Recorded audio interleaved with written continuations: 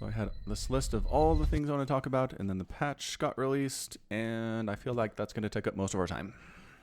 It might. Might. It's a whole billion things. To be fair, we covered a lot of them when they were, Proposed. yeah.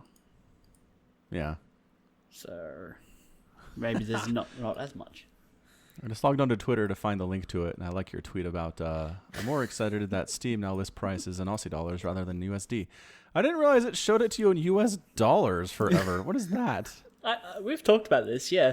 For the longest time, Steam would display prices in US currency, and now everything's got a giant A next to it and has gone up by about 20%. Yeah. I mean, that makes a lot of sense. Yeah. But I mean, it's not like the prices went up because once you checked out, then... Yeah, it would convert it anyway and I'd still be paying money. Now Yeah. now I know how much I'm going to pay before I'm paying it.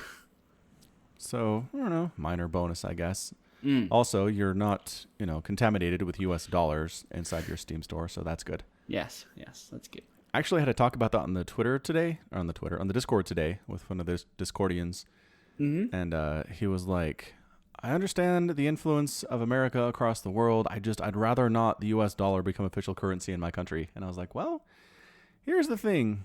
The US dollar isn't official currency in many countries, but it is legit currency in many countries, wherein it could be accepted for pretty much anything. And really, what's the difference at that point? If you can buy anything with a US dollar in a country where the US dollar is not official currency for it, what's the difference? Yeah.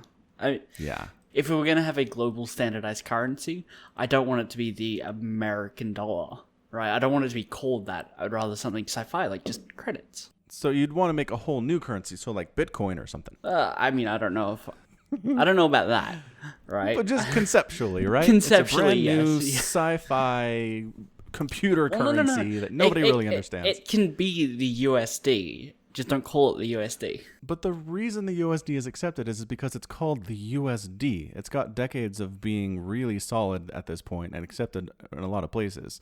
If you change the name, then people are like, what is this garbage? I don't trust this. And then it stops the same being thing. as accepted. I know.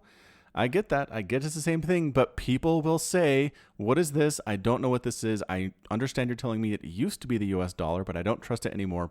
And it explodes. No, People are dumb. No, I don't think people are that dumb because they're not buying it because the name's been around for decades at this point. They're buying they're using it because it's the currency used in one of the biggest countries on the planet, right? If the government is like, well, hey, we're printing credits now, people will still just switch because they want the value of that currency. They don't care about the name. The value of currency is entirely dependent upon the faith that people have in it. And if the people believe that the credit is the equivalent of the US dollar or whatever, and they believe in the credit, then sure, it's going to be fine. But if they don't believe in it, it will tank. It is entirely a faith-based concept. Sure. And I'm just saying it would be risky. I'm not saying it's a super guarantee, but I'm saying if you change the name of the widely accepted currency that's being used worldwide and change it to credit, and people are like, Well, okay. I don't know about this. It will fail. It will. I don't think credit is probably the best thing because the word credit means other things in the English language. Okay, Earth dollar. I don't know. Earth dollar. But that's the point. We're going to get off Earth, and what currency do you use in space? Because at that point... Space dollars. Space dollars, not space yen? Nope. Sorry, Japan. No. Why not? Why dollars? Why are we using the word dollar? Because it's the most widely accepted currency in the world. So again, I'm not saying it's the best. I'm not saying there's anything like exceptional about the US dollar other than it's just accepted everywhere. And I really think that's because mostly of the military kind of imperialism that's been going on for the last since World War II, where US troops have just been pretty much everywhere consistently for a long time, and they get paid in US dollars, and it's just kind of introduced this concept to a lot of countries that normally wouldn't have a reason to know what it is. Also, fun fact about military bases, they scrapped pennies. They round up to the nearest 5 cents, like everyone else, because they're reasonable, rational people. Because they realize that you're you have 2-cent coins as well, don't you? No. No, just the one. I think that's a Canada thing. Okay. Well, they basically realized that the time it takes to count and transport and do payroll and stuff for pennies isn't worth the penny. So Yeah. military bases will round up and down with their shops that they have for their station troops to shop at. They'll round up and down for the 5 cents. Yeah, that's super cool. We should do that. We should do that with all the things. So actually, Yeah. there was a 2-cent coin in the U.S., but it was discontinued in 1873. So I don't know that really counts necessarily. I could have sworn, maybe I'm thinking of the $2 coin in Canada, which is called the toonie. Maybe. Yep, Canadians are whimsical though, and they call their $2 coin a toonie. So yeah, I actually did not know that U.S. military bases wouldn't accept pennies. That's fantastic. Yeah. I think everyone should do that. The penny sucks. All right, so I don't know how we got to pennies, but it was the U.S. dollar and space money and things like that. So I don't know. I really don't. I mean, the problem is anybody who's going to make that decision is going to be part of a large like international committee, and nothing good will ever come of that. No, I just had a thought. Maybe once we all get in space, we'll just be trading Tesla stock instead of. I don't know about that. I would feel iffy about that one. See, and that's it. I say Tesla, but I mean like SpaceX. Right. But yeah, same thing. It's just like the US dollar used to be backed by gold, like straight up every dollar that was printed was backed by a gold bar of some kind, and that's not been the case forever. Yeah, it used to be a gold standard currency where if you wanted to, you could take your money to like a bank and they'd give you the gold. Yeah, which is amazing. And it really did help keep faith in the system, in the US dollar for a long time. And then eventually they were like, this is stupid and impractical, and did away with it, and now it's entirely faith-based. So that's exciting. I believe the term is fiat currency. Yeah. It's basically faith in the U.S. government to not collapse. Yeah. Which maybe not as strong as it used to be in 2018. I don't know. Yeah. Who knows? Who knows? Anyway, StarCraft. StarCraft happened today. Yes. Where So we're they recording use this credits. wait, what? Huh? They use credits in StarCraft because in Wings of Liberty you get money, and then that's how Reyna pays for his like upgrades on the Hyperion. Yeah, right. Is it just credits? I can't remember. I'm pretty sure it is. But I mean, at the same time, he's paying his own people to get stuff done, which is weird. It's almost like he's giving them resources. Well, I mean, I think he has people on his ship who are just like the storefronts. He's still paying for people off ship to give him the things. Well, sure, but not like Swan. Well, Swan's not just a mercenary. He's setting him a budget of, you need to work out how Stimpax works. Here's a 20k budget. Do that for me. And that goes into R&D. Yeah, exactly. So he's giving him cash to work with is what he's doing. Yeah, but people like the mercenaries or... I guess just the mercenaries. Yeah. Yeah. I mean, the mercenaries you unlocked by paying credits too. So Yes. Yeah. I guess maybe that was just like to pay off the middleman. It's like, hey, I want access to your Vikings. He's like, pay me under the table and I'll let you buy them later. Future currency is very complicated. Yeah. Anyway, but in real StarCraft news here on the 20th of November. No, hold on. That annoys me now. Things can be bought with real money, but in-game you have to mine minerals. Yeah.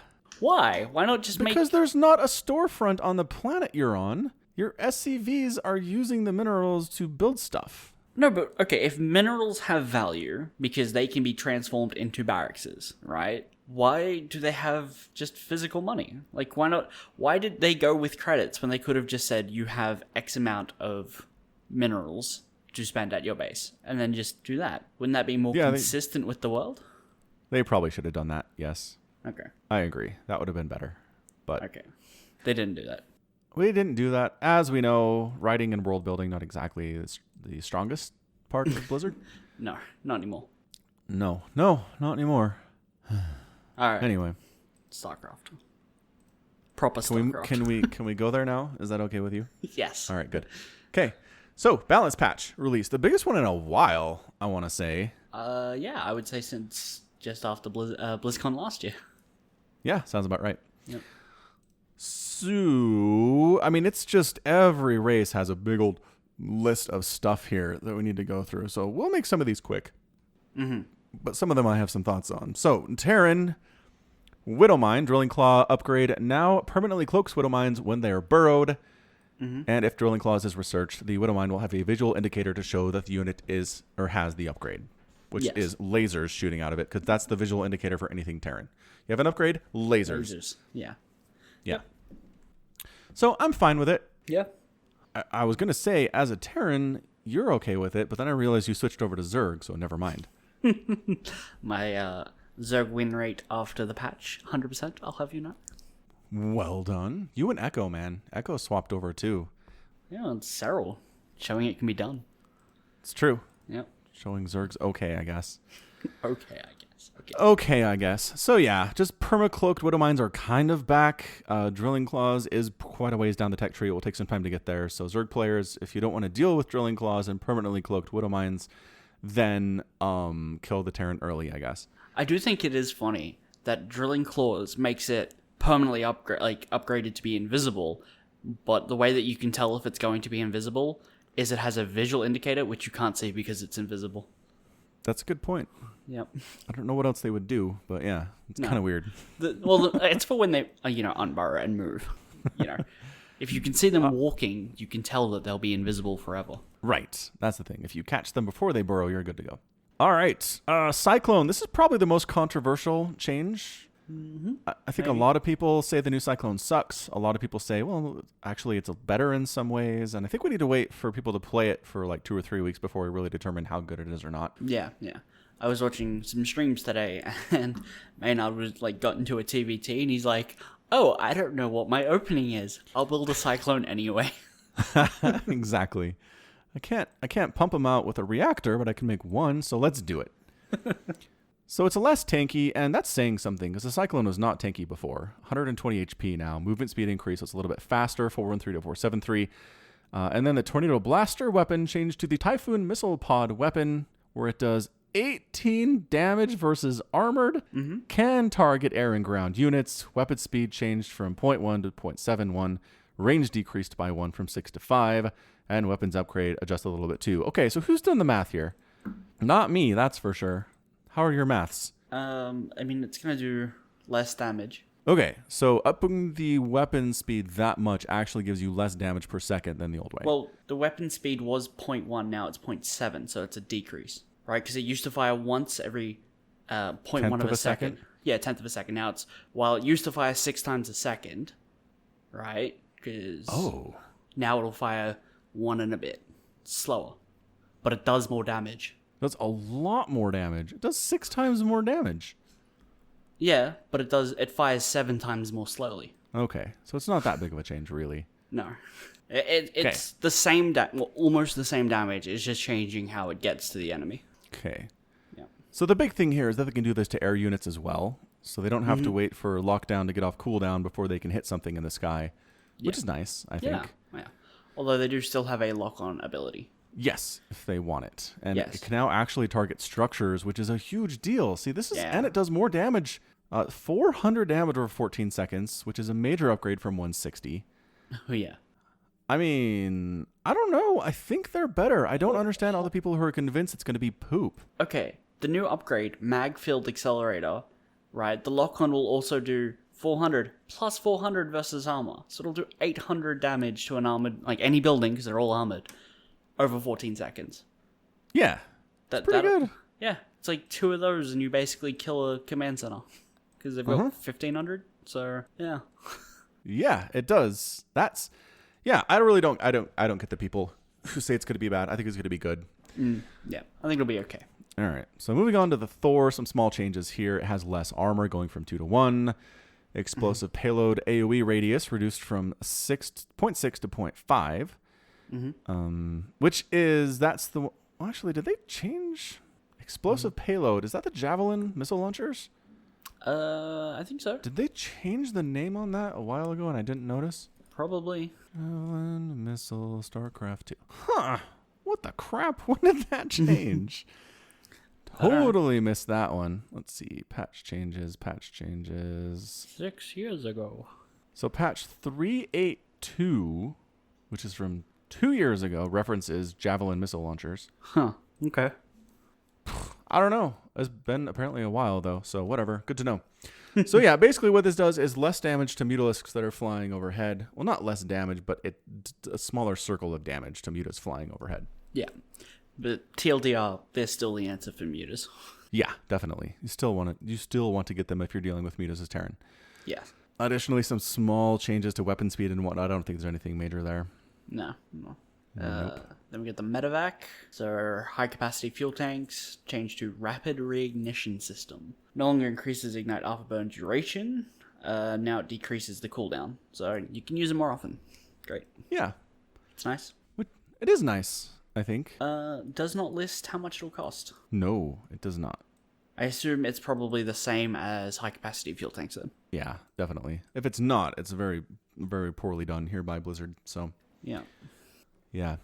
So you can run away faster. Additionally, medevacs can now heal units gravitons by Phoenix, which is interesting. Yeah. I mean, it's nice. Yeah, I'm not really sure. nice for Terran. Yeah, I still feel like the priority would be to heal the units on the ground that are still shooting. Right. Yeah. So, I don't But, know like, if that's if actually Phoenix- a good thing or not. Well, if Phoenix fly in and lift like 6 Marines, right, and there's nobody on the ground, then keeping them alive.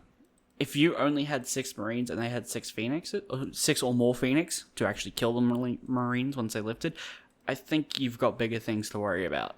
Probably this drop is dead, is what you're saying. Yes. All right, cool. Banshee, they decrease the cost on hyperflight rotors, which I've never understood why we don't see that very much. Banshees with speed are faster than Mutalisks. Uh-huh. You But it was cannot so expensive. you cannot catch a Banshee that has this upgrade as Zerg with air. There's nothing that can catch it. Yeah. But it was so expensive and it took too long to make. But I guess they think the time is fine. People just weren't really willing to wait around for it. Right. I mean, sure, 200 is a lot, but you're 15, 16 minutes into the game. You've got 5 bases. Get the upgrade, get a little squad of Banshees, and just fly around and wipe out bases and fly away before anybody can stop you. I don't know. I saw a couple times this happened, and I just did not see an answer for the Zerg at all. Yeah. I mean, I'm trying to think of what the answer could be. I'm like, maybe fungal, but nobody uses infestors anymore. Although maybe they will now. Maybe. Well, okay. Maybe So we'll we'll get see there. if this even gets used. So if Yeah. it doesn't, then people still don't want it. Yeah. I mean, Blizzard's trying to get us to use it, but Raven, anti-splash damage decreased from 15 to 0. So no damage. Ketrock mourns. He mourns so hard today. Mm-hmm. He's been through many ups and downs with his Ravens, which he loves so much, and this is one of the biggest blows yet, man. Yeah. He was making Mass Raven work, even with the 15 damage, which is down from what it used to be. He was making it work, man. He's winning games. I just don't know what he does now that it's 0. He has to make, I guess, the auto turret follow-up to the anti-armor, but Maybe. just not as good. Yeah, who knows? We'll see what he does. It'll And also then- reduce Protoss shields by 3. Wow, great. Cool. That's nice. Better against Protoss. Yeah. Battle Cruiser removed random delay between shots. Wait, that was randomized? I didn't know that. Yeah. Yeah. I mean, I guess it's moving fast enough. It's kind of hard to tell. Yeah, I suppose. Especially because, So no one ever really fights with one battle cruiser. You normally see, 4. So when they're all firing, you don't even notice. No, totally not. So the laser battery damage decreased from 6 to 5. Now, which one is that? ATA, is that air or ground? I think that's the, Can now move while shooting, which is kind of fun. I mean, somebody made the point that, sure, battle cruisers are kind of fun in the early game, a little bit in some situations, but they still don't trade very well versus armies that can deal with them. They don't trade very well versus Corruptors or Vikings or Void Rays. And so the fact that they can move while shooting is really helpful for the first 10 minutes of the game, and then it doesn't help at all. And then Yamato cannon damage decreased from 300 to 240, whatever. Yep. I think that probably is a situation where it doesn't one-shot certain things anymore. Maybe. Warp prisms, maybe. I don't know. Things like that. Things they used to be able to one-shoot. Yeah. Yep. No, it can still kill a warp prism. Oh, good. It has 100 shields and 80 health. Queen? Let's have a look. I assume so. Queens are not, uber tanky. 100. No. Oh, no, that's not the health. 175 health. Okay. So easily a queen, yes. Yep. Yep. So I'm not sure what that was intended for. What can it no longer one-shot? Maybe that's not what... Void Ray? Void Ray. Void Ray, let's have a look. Again, not super tanky. Void Ray HP has 100 shields and 150 HP, so that's 250. Yeah, can no longer one-shot a Void Ray. It'll be on 10 HP. Oh, that's it. That's the thing. They can't one-shot Void Rays anymore. Mm-hmm. Well, that sucks. Right. Void Rays are so good against battle cruisers, and battle cruisers can't fight back at all now. Well, okay, it's a Yamato and 2 shots from their ATA laser's battery damage is 5, so it's 2 shots from that to kill it. Yeah. A Yamato and 2 shots. Yep, I get that. But in a battle where there are a ton of Void Rays and a ton of battle cruisers and whatever, and everything's happening there, I think it makes a difference. It's kind of like how the +1 armor upgrade for Lings makes them survive a Baneling shot with 1 HP. And that's a difference. That is a difference between dead Zergling and Zergling still doing full attack damage until it takes 1 more point of damage. And I think that's kind of what this is. Probably, yeah. Yeah. Sweet. All right, Engineering Bay, blah, blah, blah. Neural Steel Frame and Structure Armor upgrades merged. They finally did it. The madmen. There have been Terran fans begging for this for years, all 20 of them. And they finally got it. Good for them. Barracks, factory, starport, tech labs. You can't lift the building with the tech lab, and it's researching something, so that's fine. And the sensor tower, the pre-placement will give you a range indicator, which will make it useful for placing, and it's just nice to have. That is nice. I didn't realize that was not a thing. No, you had to guess. You're like, this probably covers these attack lanes, I guess. Yeah. Yeah. Then we have the Zerg. All right, so Queen Transfusion has been nerfed. No longer restores 125 health instantly. Now restores 75 health instantly, plus an additional 50 over the next 7.14 seconds. Yep. Which just means that Mass Queen isn't viable. Well, isn't viable Isn't strictly anymore. as viable. Does the additional healing over 50 over 7 seconds, does that stack? Like if I transfuse something 3 times, would it then still heal 150 HP over 7 seconds? We would have to test that. We would. All right, cool. Maybe. Maybe not. Creep spread. Well, for tumors and for Nidus worms, they've decreased the creep spread increase time. Yeah. If that makes any sense. So it doesn't spread as fast as it used to, which that's probably fair. I mean, good Zergs could really have most of the map covered in about 9 minutes at this point, which did seem a bit excessive. Sure did. Overlord. Same thing. Same thing. Zergling, unburrow speed, nobody cares. Tunneling claws. Tunneling claws decreased from 150 to 100. And they no longer give bonus health regeneration. Yeah, which, I don't know. We talked about this on the Discord as well, and I just don't think the health regeneration rate matters. Because basically, if the roaches are scouted and discovered when they're harassing by a Terran especially, they die. There's just... That 14 HP a second does not help at all when Marauders and tanks are crushing you. And if they're not discovered and not seen, then they do fine. So I don't think this is going to matter all that much. It might affect ZVZ on some level. I don't know. I don't see a lot of Burrow Roach shenanigans in ZVZ all that much anyway. Probably right. But, I mean, okay, so if you had a Roach burrowed, it'll now take twice as long to go back to full health. At the moment, well, before, 14 hit points a second would heal it back up to full in 10 seconds. Now it's 20. Right. So if you could do something with it, it's much slower before you can, really pop it out again. Yeah. But probably not a difference at the lower levels. Again, this is definitely a balance change for the higher level ZVZ, though. So fair enough. Yep. Fair enough. Hydralisk, nothing. They barely touch the attack speed upgrade for Needle Spines. I don't really care as a Zerg player. I mean, I think Hydras are fine, and this won't kill them. Yeah, they're fine. I noticed they did not decide to keep the HP nerf because they were gonna set 80. They were gonna knock it back down to 75 or something. They were considering that, and they didn't do it. You're right. Yep. Yeah, and again, as I said in a previous podcast, I don't feel like Hydras are overpowered at this point. There was a time in a previous patch where Hydralisk pushes against Protoss were impossible to stop. The Hydralisk would show up at about 8 minutes. The Protoss would have no answer for it, and they would die. And that's all you ever saw in ZVPs at the high level. But I don't see that anymore. I don't see that particular build. There are definitely ways they've slowed down those Hydra pushes, and as a result, I don't see a need to mess with their HP. Fair enough. Infestor. Unit radius. Decreased. Okay, so it's smaller? Like the unit itself is smaller? Thank the Lord! Yes! Okay. I have complained for years that the Zerg casters are huge and easy to click on. And the Terran and the Protoss casters are teeny and hard to click on.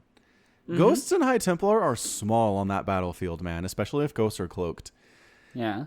And these infestors are these huge, fat, tanky things. It's like, hey, feedback me. I'm right here. Throw an EMP on my head.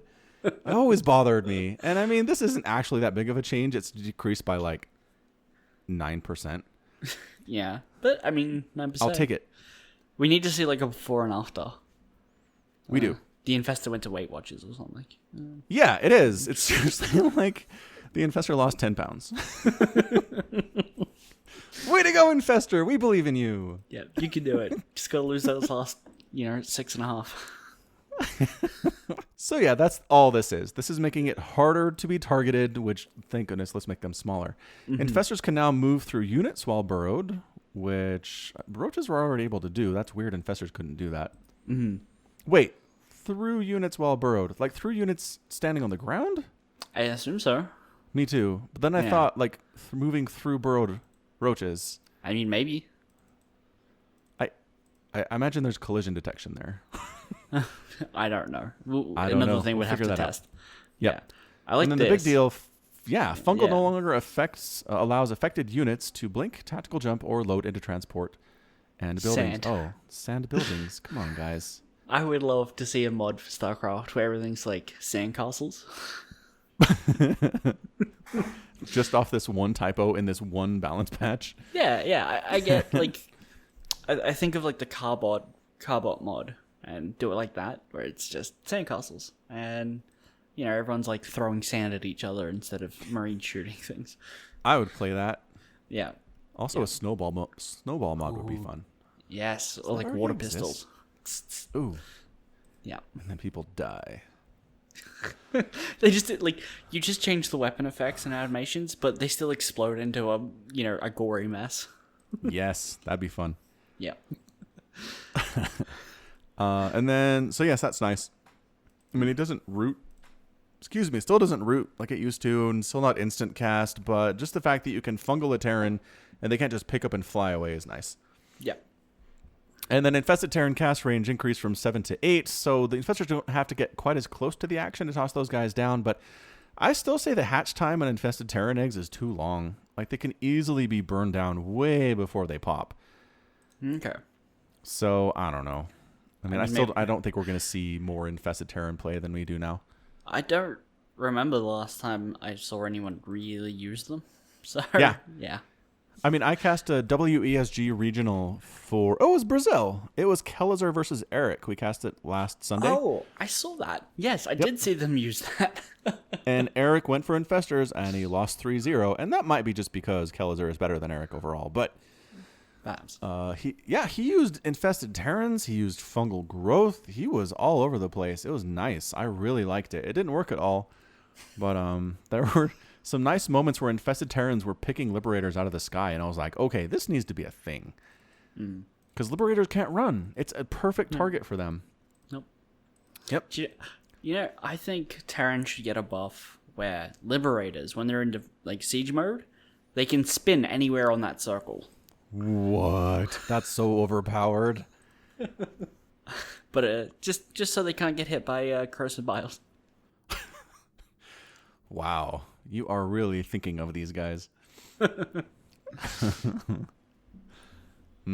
right. And then maybe my most favorite upgrade for the whole thing, Ultralisks got Anabolic Synthesis, which is a Brood War upgrade they brought into StarCraft 2.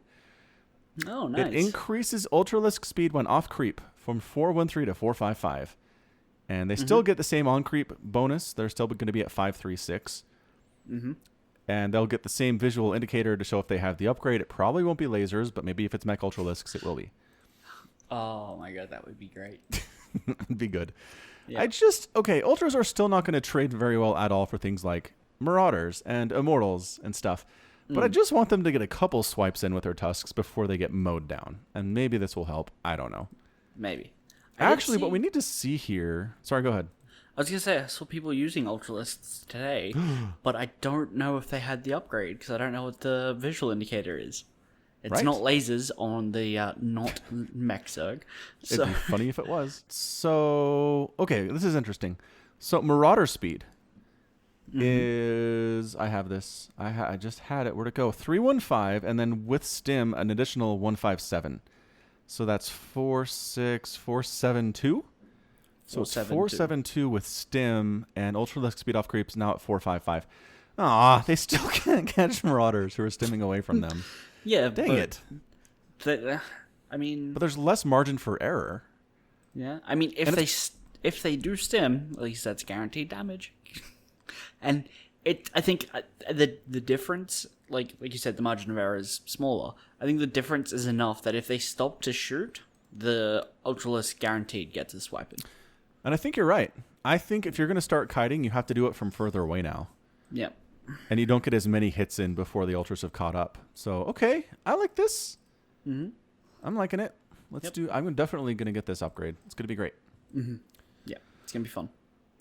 And then Nidus Network, Nidus Worm, they're cheaper overall, and they have 6 armor when emerging from the ground. And we tested this, didn't we? We did. Yeah, there's a video, I'll link to it, of us like popping up a Nidus Worm and surrounding it with workers, and yeah. I can't remember what the result was. The workers couldn't kill it. That's what it was. Yep. Yeah. Yep.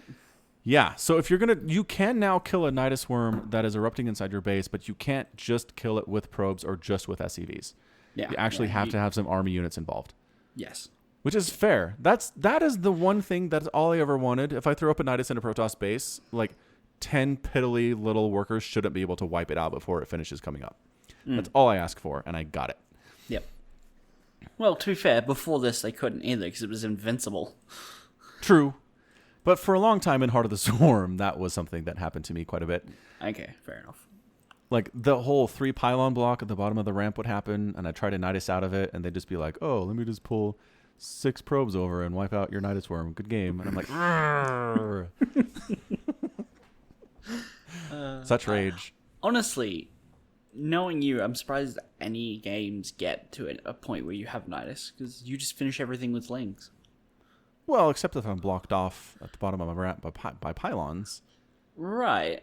But why would you then put your Nidus in plain sight? I don't. I'd hide it. But I mean, a good Protoss player would say, I have the Zerg on one base. There's only a couple things they can do because Ravagers don't exist yet. It's going to be a Nidus, and they just keep an eye on their base. Well, why put it in their base? Just put it in the middle of the map.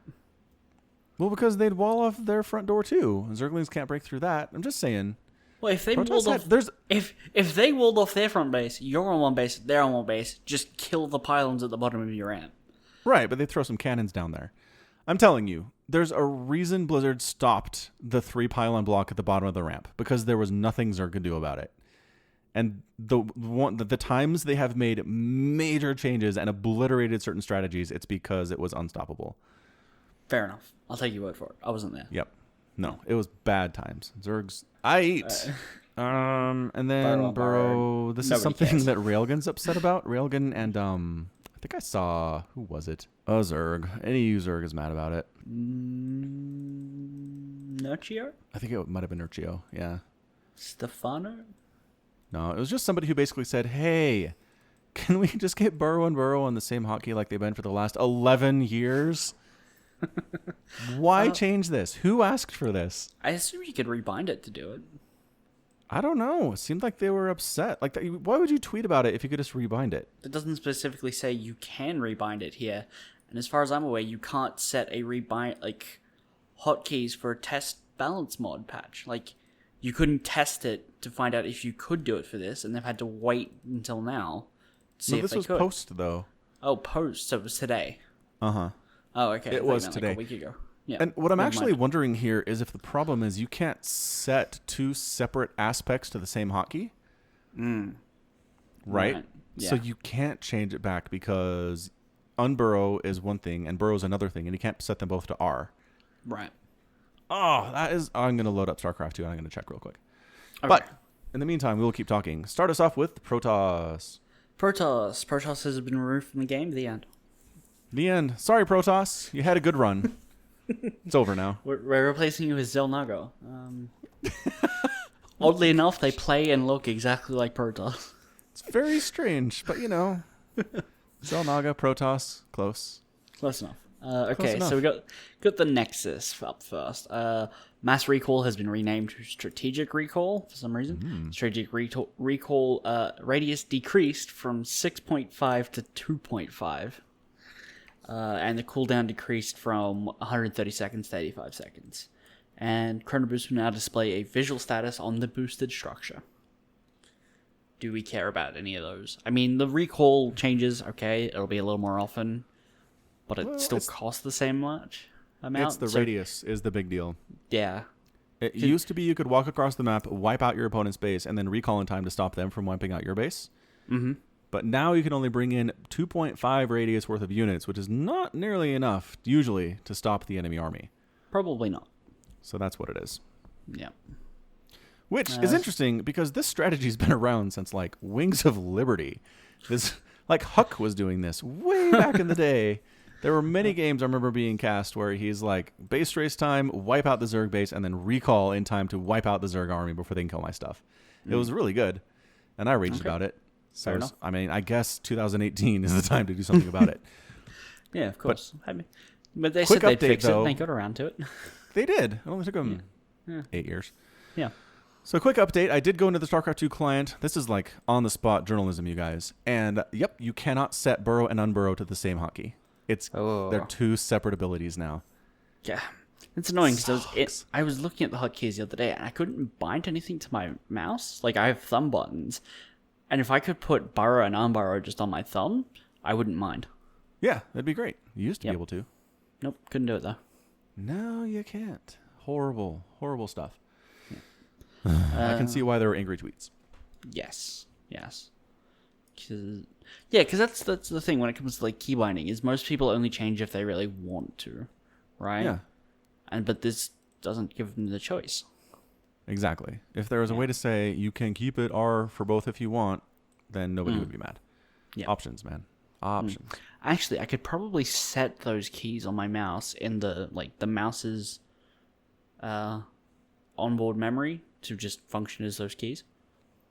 Oh, okay. So I could probably still do it.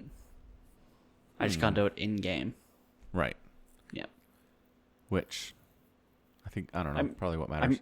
It would break every other game that I use those keys for because I'd have to then go in and change the in-game on those keys to have the functions be those keys. But I think unburrow is R, and that's reload, and I don't want reload on my thumb for first-person shooters. Right. Yeah. So, interesting trade-offs. Yep. Turns out, StarCraft nerfing my first-person shooter experience in not Blizzard games. Great. Thanks, guys. Thanks for nothing. All right, we got the Sentry hallucination energy decreased, like the energy cost decreased. Great, 100 to 75, and Guardian Shield radius increased from 4 to 4.5. Yeah, they're trying to get us to use hallucination more than just the one hallucinated phoenix to scout. Yeah. Yep. Made Guardian Shield better. I don't know. I don't feel like sentries were the problem here, but fine. Yeah.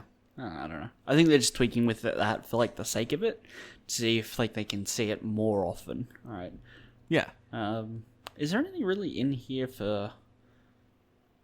I mean, I guess we'll get to it, but Protoss, because we do see Guardian Shield, I don't think it's not unseen. But is there anything here that would benefit from it? Like, if they're expecting you to see, I don't know, some other ground unit, like the Disruptor or something, I don't know, and they want to increase the shield for it to fit in it, I don't know. I'm trying to think of any reason why they would do this, but there's nothing else in the notes that I can see. No, I think it's just a generic make it better a little bit, cover more of your army. Yeah. Oh well. I mean, Guardian Shield is used a lot, especially against Terran. It's very good. Yeah. Fatty likes it because he thinks they stack. Has at least figured out that Storm doesn't stack yet? Yeah, maybe. I'll tell him that one day. All right. Yeah. He's not going to stream until December 3rd, though, so it's going to be a while. Yeah, dude's going to Ireland. That's cool. Yeah. I want to go to Ireland. I'm jealous. That's what I get for having a wife and kids, man.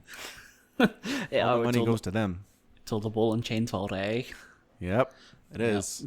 If I was single like Fatty, I'd totally have gone to Ireland by now. Fatty's not single. He's married? No, but he's not single. Well, he is too then. Oh, okay. So if you're in a relationship, you're single. Does he have the financial requirements that come with being in a committed marriage relationship? I'm not saying he does, but Okay, that doesn't mean great. he's single. Besides, well, for all we know, he's going to Ireland for work. True. It might not be a vacation.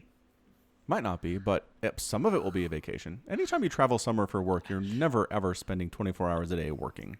Yeah, it's true. And Ireland has Scotch, so there's no way it's not a vacation. Correct. And like beautiful rolling hills and sheep and stuff. Yeah. Okay. Back to stuff. Back. So, all right. High Templar, they nerfed. Feedback now does 0.5 damage per point of energy drained, down from 1 damage per point of energy drained. That's a 50% decrease, dude. Yep. I mean, feedback was good. I think back to the best of 9 cast between Railgun and Light. And that moment in game 6 or whatever it was when it's just basically the map is getting mined out. Both players have half of it. We're dancing back and forth here. And then he baits the infestors out, Light does, with some oracles, and they sneak on up. And then these High Templar just dart forward and go bam, bam, bam, bam, bam, bam, bam. And all the infestors die. And that's it. He wins the game. It's such a great moment. So I'm just looking at some units. A full energy medevac will no longer one-shot itself, essentially. Incredible. That's such a big change. Yeah. The Infestor can have a max of 200, but it... Okay, so... a fully energied Infestor will still die. Because it only has 90 HP. All right. So Garbage. that didn't change. They won't kill High Templar. What else has energy? Do you ever see any... Overseers? Oh yeah, Vipers. Let's have a look at that. What do you mean you can't find Vipers on Wikipedia? Huh? Yeah, it was weird. 200. Yeah, they won't kill them because they've got 150 HP. Dang. Okay. What else did we say? Overseers? Overseers. Those get feedback. Yep. 200. They have 200 HP, so no, won't kill them. Ghosts? No. Ghosts. Ghosts of 200. They have 100 HP. It'll kill them. Oh, okay. If they're full, it'll still kill a ghost. Which is rare. You never really see a full energy ghost. Not really, because they're usually cloaked, and that takes activation cost and running times. Will kill a sentry if you, for some reason, have a full energy sentry at the time someone's using feedbacks. Which, nope. No, I mean, no. Let's see. Hold on. Where is Guardian Shield? 75. Okay, never mind. I was gonna say because they only have a total of like 80 after shields and health, so they could go down to 160 and still be headshot. So you don't even have to have them fully charged. So maybe we'll see feedback on sentries. I don't know. Probably not. Probably not. Maybe. In exciting Templar news, Shadow Stride research time decreased from 121 seconds to 100 seconds, and the cooldown is decreased from 21 to 14 seconds. So it takes less time to research, and you can use it significantly more often. Doesn't kill a Raven. That's the one we missed. Okay, so feedback will not wipe out a full energy Raven. Yep. All right. Yep. So That's a big deal. I really do. I mean, it's not... It might swing some games. It's not going to change the meta or anything, but... No. But it's nice. Yeah. Yeah. Yep. So Dark Templar, Shadow Stride. Do we care? Do you still think anyone will use it? I think some people will experiment with it, but I really don't see them showing up at all in the current meta. No. No. Nope. Robotics based, cheaper Colossus weapons now have turret tracking, which is interesting visually and pretty good as far as being able to flee and do damage, which I think is the bigger deal. Yep. So you got a small roach army chasing you, and they're hitting you and hitting you and hitting you, and now you don't have to stop to attack them. You can keep running and laser them in the face. Yeah. Good job, Colossus. And then the M canning update. Yes, the happy M canning update pre 4.0 state. Yeah. So, do you want to get into that? Because I really don't understand it. No, that's pretty much it. Like right now, the Purification Nova, when the center of the Nova hits any enemy unit, it detonates. Mm-hmm. So if you send out a Nova against a Zerg army and they're smart and they send a Zergling out to hit it first, it'll explode on nothing but a Zergling, and then you're in trouble. Right. But pre 4.0 state means the ball of energy will detonate after 2 seconds regardless. There's nothing that can make it detonate faster. So you can get it up into the center of this ball of Zerg or ball of Terran, and it will detonate when you expect it to, because you can set a little 2-second timer in your head, and it's way better that way for getting guaranteed damage. Excellent. Yep, so Uncanny, totally happy. Totally happy, yeah. This is actually interesting real quick. Purification Nova now sends a threat signal to the opponent on detonation instead of during the launch phase. So it's actually a buff to the disruptor. It sends a threat signal to the opponent on detonation instead of during the... That doesn't make sense. Why? If it explodes, the threat's already happening. Uh-huh. What does the signal do? What's the point? It's like, hey, your stuff's dying. Yeah, we know.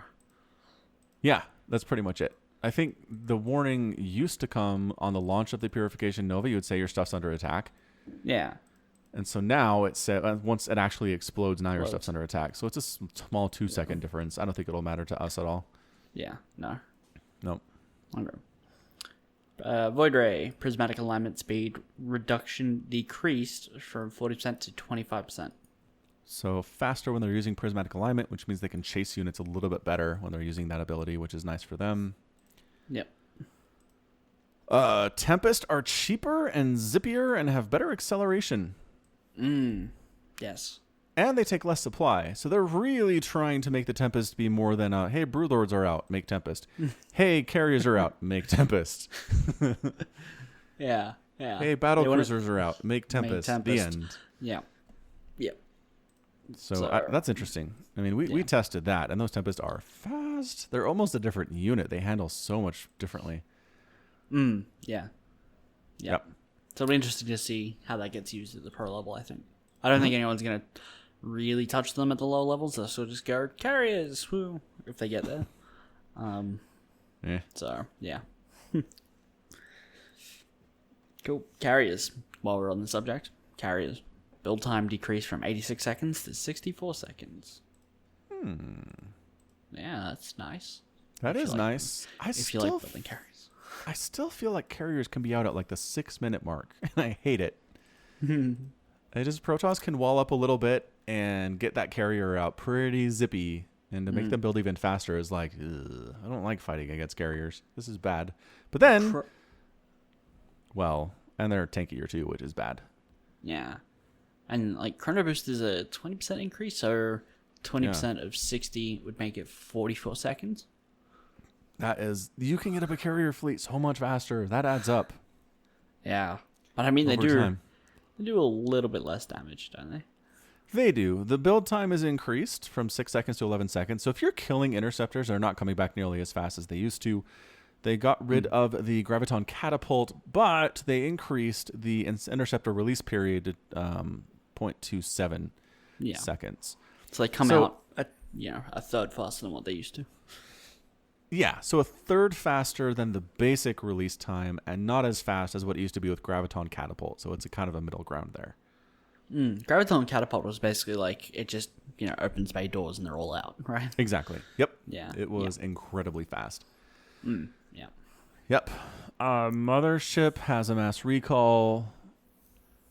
Strategic recall renamed a mass recall just to confuse us. Also, time warp now reduces unit and structure attack speed by 50%, which I always felt like it should. It's a time warp. It's not a throw some molasses on the ground and people walk slower. Yeah. It slows time. Yeah. It feels silly that it didn't already do this, especially when you kind of think about melee units like Lings. They attack by moving, so their movement speed should be their attack, but it's not. Nope. Yeah, Sorry. I always felt like Marines should shoot slower, Stalkers should shoot slower, like everything inside the time warp should be slower. I don't know why this wasn't a thing for years and years now. Yeah. I'm glad it's finally happening. Yes. Along with the assimilator change, HP and shields decreased from 450 to 300 to put it in line with the other gas extractors. Yep, which is another thing that fans have been talking about for a very long time and finally came through. It's like Blizzard went through the old forum posts and was like, okay, what have people been asking for since 2012 that we've just been ignoring? Here. Like checking forum complaints was at like the very bottom of their pile of things to do when Wings of Liberty came out, and they've just finally gotten to it. Apparently, putting out HOTS and Legacy of the Void came before it. So Exactly. yeah, Good times. yeah. And then finally, shield battery. Well, not finally, but shield battery. HP shields decrease from 200 to 150, 150. Shield battery can now regenerate shields of units graviton by Phoenix. They didn't make the shield battery start with no energy and have to generate its own as it came up. They were talking about doing that, but they didn't. Can you feed back a shield battery? I don't know. Feedback versus Protoss. It's not listed as a susceptible unit. It's only units. Mothership Core, Oracle, Phoenix, Sentry, High Templar. Okay. I reckon you should be able to feed back a shield battery. Yeah. It specifically says, actually, it is cast on an enemy spellcaster, cannot be used on buildings. Boom. Okay. Yep. I mean, it would kind of suck if you could use it on a Nexus. Yeah. That would be so good. You'd see these High Templar drops, and you're like, oh no, it's a storm drop. No, we're feedbacking your Nexus. I mean, that still wouldn't be that great, because even the old feedback wouldn't even get through the shields, because they have 1,000 shields. And That's a good 200 energy. So but you you're still wouldn't still see that. burning the energy, so Chrono Boosts aren't as good back when they were energy. Anyway. Yeah, well, the Chrono Burst is still energy. They're energy now. Oh, that's right. The changes. I mean, okay. Imagine that. You're versing it's PvP, right? You drop High Templars because you think they're going to base... Like, they've got an army moving back, and you just get rid of their ability to recall their units. Now their army's stuck on your side of the map. I kind of like it. Oh. We just put us on the balance team. And then finally, Warp Gates will auto-cast into Warp Gate if you have Warp Gate researched when your gateway finishes. I expect the silver and gold ranks will now have a lot more Protoss in them that are getting out of bronze. They've just been forgetting to change their gateways. Yeah. I agree. That was a quality of life change for the Lobies. Yep, absolutely. And we have some regular old bug fixes. Which... I don't care about any of this. No, because it's all like maps fixes. Yeah. Yeah. Yep. Done. See, that only took us an hour. Well, less because we spent some time on currency. It's true. Yeah. Well, I mean, we didn't have anything else really to talk about. No one's interested in any of that very important and topical stuff. No, definitely not. Although I do want to real quick talk about this Deadpool Christmas special. Have you seen anything about this? I have. Once Upon a Deadpool, yeah. Yeah, Once Upon a Deadpool. Thank you. I just call it a Deadpool Christmas.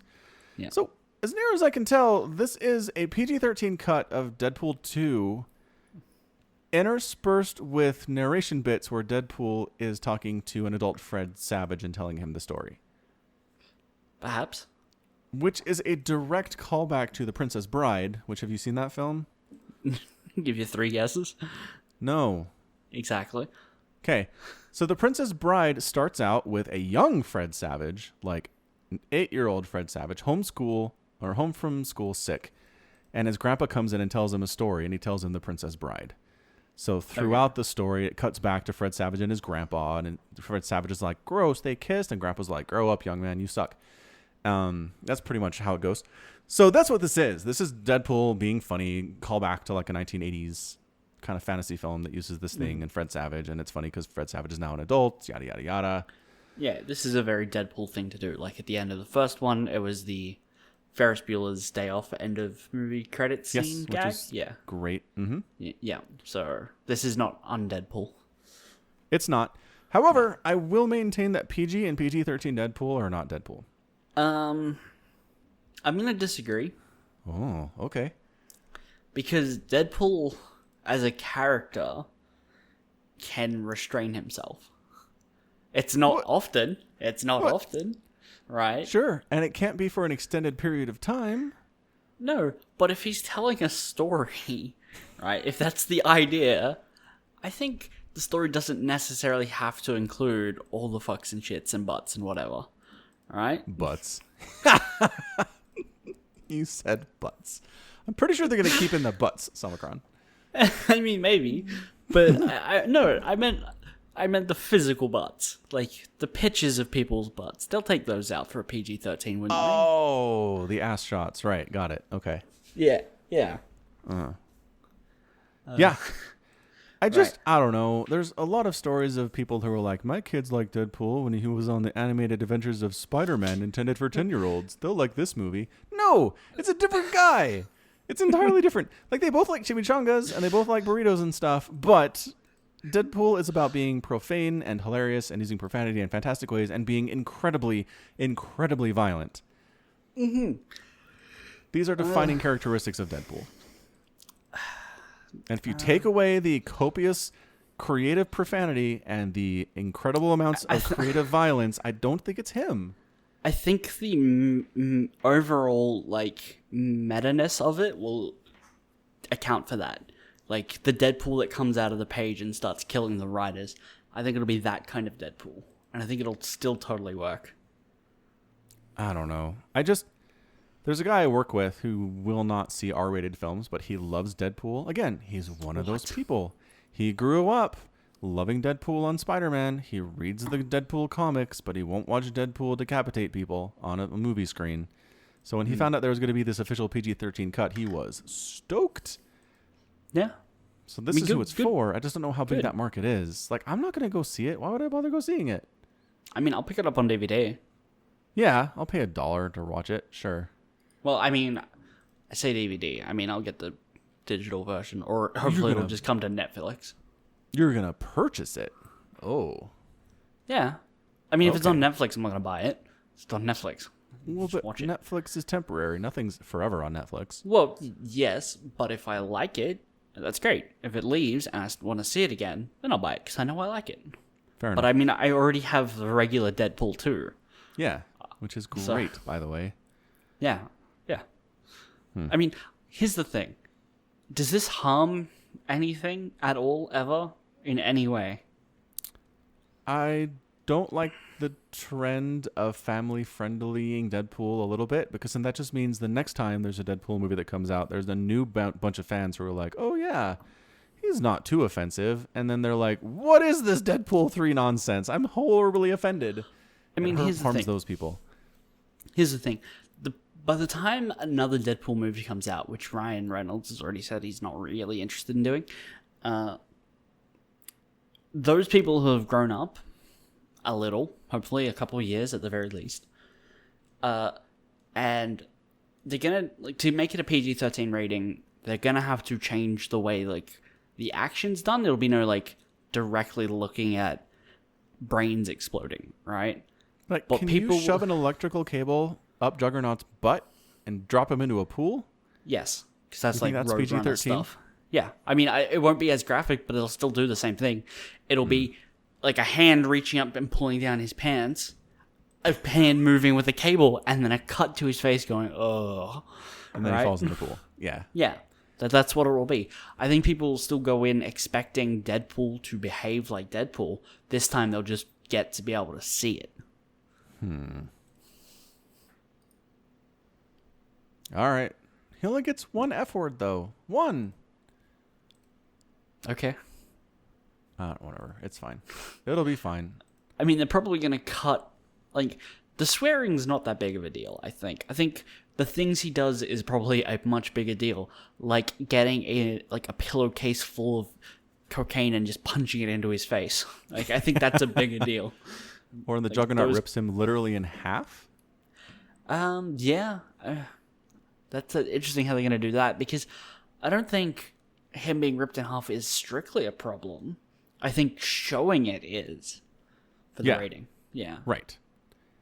So it might just show. Like, he's picked up and he's being held between the two hands of Juggernaut, and then quick cut away, and you hear this. I mean, And then you cut back, and he's in half. Yeah, there'll be two pieces of him, but the cut halves both face away from the camera. That kind of Right, thing. right. Yeah, and there'll definitely be a lot less blood. Yes. Yes. Yeah. I don't envy people who have to deal with that kind of standard stuff in film. How do you apply standards to such specific instances? Like, literally, I'm sure somebody was like, ugh, hey, is there anything written down here about how to handle someone who's been torn literally in half and is still alive? Is that anywhere in the book? I don't know. And if it's not, you have to make it up. That's so much work. Yeah, that's a good point. I don't know. I assume there are like guidelines, right, more than specifics. Yep. And I'm then sure that's the case. And then they just have like the group that screens it isn't like 4 people, and they all get together. They each all submit an individual assessment, and then another group will assess their assessments and get like an average and see where it fits. Yeah, sounds about right. Yeah. I mean, in America, it's the MPAA, which is actually an independent organization not associated with any Hollywood studio at all. Mm-hmm. And they're the ones who determine what movie ratings are for appropriateness for people. Yep. Which film theaters don't actually have to abide by. Like, they can let anyone into anything. It's all, like the industry self-regulating, so the government doesn't do it, essentially. Yeah. Comic books actually did the same thing for a while, but then they ditched it. It's called the Comics Code. Yeah, I heard that Stan Lee was one of the people who were like, screw this. We're doing whatever we want. Pretty much, yeah. Yeah. Good job, Stan. Good on you. Yep. Yeah, but right. It's because, well, the 70s and 80s, especially in the US, movies were really starting to get, like, even kids' movies have a copious amounts of swearing from the 70s and 80s. You walk back to the Future, and you're like, this was intended for 12-year-olds, and there are 40,000 instances of the word shit in here. Mm-hmm. I don't know that I want my 10-year-old watching this. Yeah. Okay. I was just going to say, I don't think you want your 10-year-old watching Back to the Future for the time travel implications rather than the swearing, because you just don't like the time travel. Correct. Because, the paradox. So much paradox in that movie. And the series as a whole. Yeah, but it's so good. So much fun. Wholesome family adventure. Not fun. Gross. No. Fun note, I was listening to music at work, and there's a artist called Seth Sentry. He has a song called Dear Science, and it's basically about how he wants a hoverboard, and science hasn't given him one yet. I think I've heard this. It sounds really familiar. Yeah. Who is it again? Seth Sentry. Seth Sentry. Yep. He also does the Waitress song I was telling you about. Oh. Oh. We'll have to listen to some of his stuff then. Because, I don't... Anyway, Dear Science. Yep. Got it. Nailed it. Cool. Excellent. Cool. Do you want a football minute before we wrap up? Yeah, but real quick, I do want to say... So I was driving home from work today. Okay. And most of my drive is along a divided highway. So it's 3 lanes going one way, 3 lanes going the other way, and there's a big barrier in between them. Mm-hmm. So I'm coming home, and I'm just about to my exit, and I notice there is 0 traffic coming the other way on the other side of this divided highway. I'm like, that is weird. Usually this is stacked at this time of the day. It's the end of the day. People are going home. And then I see, like, 12 emergency lights flashing about a mile up ahead. And I'm like, oh, this is not good. So got up there, and basically there was some kind of a car accident. I couldn't see what had happened necessarily. The car wrecks were already loaded onto trailers at that point, and the ambulances were gone. There wasn't, nobody was being attended to at all. Mm-hmm. But, yeah. So then I looked it up on the news when I got home a couple hours later. And, it was an elderly driver driving the wrong way down this highway, head on, and... basically 6 people went to the hospital as a result. So apparently nobody's has life-threatening injuries. Okay. But geez, and this is a problem. I think in America especially, we have an aging population where there's this baby boomer generation where post World War II, all the military dudes came home, they all had sex with their wives, and they all had kids. So there's this huge baby boomer generation that's been big and bigger than the other generations for a long time now. And they're all old, and they're all getting older. And so it's going to kill our Social Security program, for one. Not that it was really anything to begin with. But yeah, basically, we don't have any program in place to automatically screen people as they get older to see if they legit should have a driver's license. We don't retest people by law. Really? The only way to get a person who's unsafe to drive off the roads is if their family like takes away their keys. This is so America. It sure is. So Hold on. I just a question. Was this West Jordan? Yeah. Did you just find it? Yeah. Yep. Yeah. Right. That was it. So They hit a police officer. Yes, it did say that. Striking multiple vehicles before coming to a stop. The man hit one car and a police officer's vehicle who was on his way home from training. Look at that. Oh my gosh. So horrible. Yeah. If you're like, I know there's probably nobody old listening to this, but if you're in your like late 80s and still driving, please take a test. Go and make a decision whether or not you should be driving or learn to Uber. I don't know. Yes. And My dad got hit by an elderly driver, and she basically came out and said, like when he was talking to her, he was hospitalized, all right? Oh, no. Yeah, this was like 3 years ago, I think. And she was basically like, can we not call the police? Because if I get into another accident, they're going to take my license. Another accident. She had been in 4, I think. It was either She like had 3 or a 4. 4 accident grace period before they finally would take away her license. Did they do it? I don't know, but I assume so. I hope so. Yeah. That's horrible. I don't think it was like 3 accidents in the space of a day, right? Right. I think it was over like the course of 5 years or something, right? Because there are tests once you get to a certain age where you have to requalify for driving here. Oh, well, there you go. Yeah. Yeah. So, yes. So if you're an elderly listener, like, go get tested. But more importantly, I think, and more important, oh my gosh, what's the word? Don't know. What are you going for? It's more relevantly. Relevantly is not a word, though. It's more relevant? More relevantly, if you have elderly parents, like, take a look at how they're driving, like, make an excuse to go driving with them somewhere and let them drive and see how it's going. Yeah. And if they're drifting in and out and they can't see any of the signs and they're asking you, is that light red, sweetie? Like, have a nice, gentle, but firm discussion with them about not driving anymore. It's hard. Us Americans especially love our freedom and love to drive, and to lose that sucks, and I get that. But at the same time, you can kill people out there. You don't want to kill people. You don't want to go to prison at 85 for negligent driving homicide. That's horrible. Yeah. Yeah. Do they even have old people prison? No, they just throw them in like supermaxes, right? Yeah, the general population. They throw them in Rikers. Yep. I doubt It's in New York, but they send them there anyway. I mean, okay. Yeah. Just like the idea that just went through my mind, and it's super ridiculous if you picture it. It's sad. Like this old stooped old man like wandering about a prison.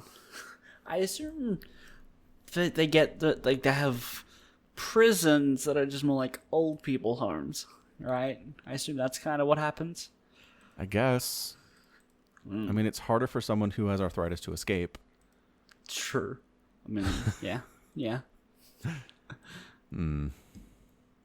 So, sad times. Maybe they just put him under house arrest. Solves the problem. True.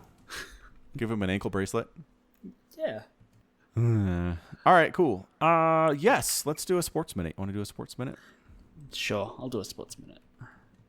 All right, 3, 2, 1, go. All right, so this is rivalry.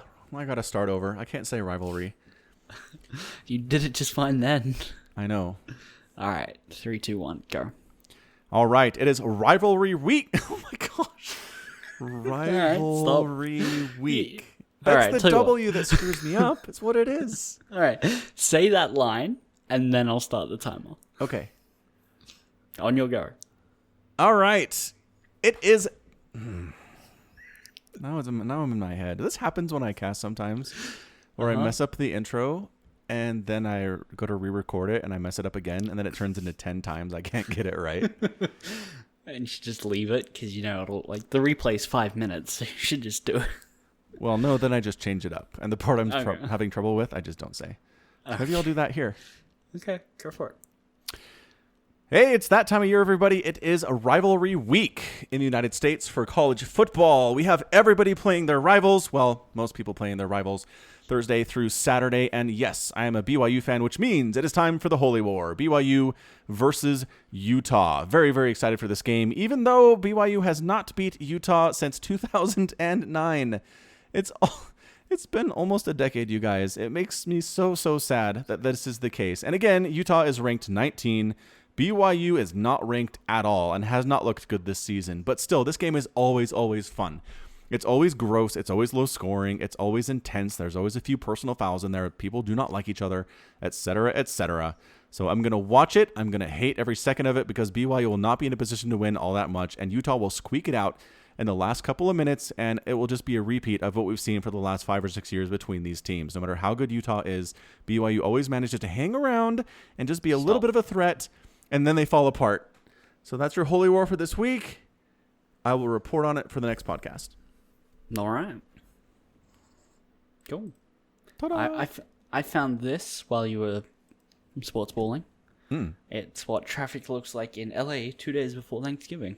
Uh-huh. It's not great. And that looks utterly horrific. It's always bad in LA, though. I mean, yes, this is worse just because LA is a city of transplants, which is part of the problem here. Nobody in LA is from LA. Everybody's from somewhere else and trying to make it big. Right. And so, yes, for Thanksgiving, everyone's getting out. And yep, you have these pretty bands of red and white everywhere. Yeah. Sucks. I'll be driving to Idaho, which more of the problem, less traffic and more weather concerns going to Idaho. Snow and ice? This time of year. Yep, definitely snow. And as I'm looking through the list of special weather advisories here on the Fox 13 webpage, it's basically got winter weather advisories for all the cities up north through to Idaho from here. So it might be a bit of an exciting drive, but again, I grew up in Utah. I know how to drive in snow. I spent 4 years in Idaho. I know how to drive in snow. It's not going to be a big deal, but not going to be as fun as just clear, dry roads would otherwise be. Okay. This is fun. That link you sent me is just picture after picture of garbage traffic conditions. Yep. It's pretty bad. It is. It's kind of Christmassy with the red and white, though, a little bit. It is, yeah. A little bit. Yeah. All right, good times. We're over time. That's going to be it from us. Anything else you'd like to plug before we go? TLDR, no episode last week. Blame Fatty at twitch.tv/FattyTV. Can we just give him his Twitter handle?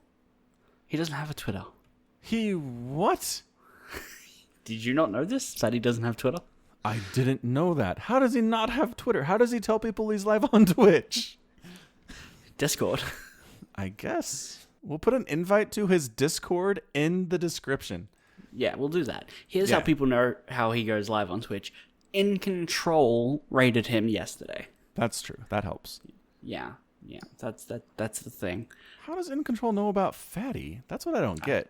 I don't know. In Control doesn't know about us, so I don't know. He does. He knows about me. Oh, brag about it. That's all I'm saying. Yeah, he called me the new husky on the Pylon show about a month ago. It's a joke. Yeah. Good. The other thing is I was at my niece's birthday yesterday, and my sister had shown my entire family me singing Frozen. That brings me such joy. My heart is full now. Mm-hmm. My nephew got out of the car and was holding an Elsa doll and gave it to me. Aw, that's so nice of him. And mocking at the same time. They start him young in Australia. I think he may have been encouraged by the parents. Sure, that's fine. Probably wasn't his idea. Probably not. How can I stick it to Uncle Somicron? That did it. Well, that's what you get for backing Maru. That'll teach you. Yeah, that'll learn him. I still think that outcome is the weirdest. Nobody Nobody would have ever taken that bet. It's like, all right, look, you can bet that Mario's going to get swept in the first round of BlizzCon. He will not win a game. And you give me $5, and if that happens, I'll give you $10,000. Like, I wouldn't have done that. You no, because that sounds like a terrible bet. Give me $5 is what that is. Yeah. Yeah. But you would have made $10,000. So it's true. Next time that happens, I'll be like, who's his matchup in the first round? All right, let's get out of here. Cool. That's it from us. This has been Falcon and Salmicron with yet another edition of the podcast, The Falcon Paladin Hour. Please check out the Patreon for the podcast, link in the show notes. And until next time, as always, thanks for hanging out. Hope you enjoyed your holiday weekend. Again, if you happen to be American. And until next time, you take care of yourself.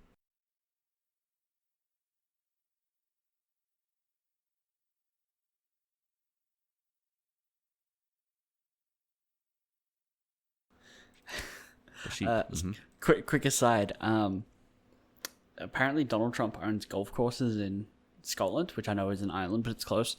They had to hire extra security because people kept shitting in the holes. Wow. People really don't like him. No, they really don't.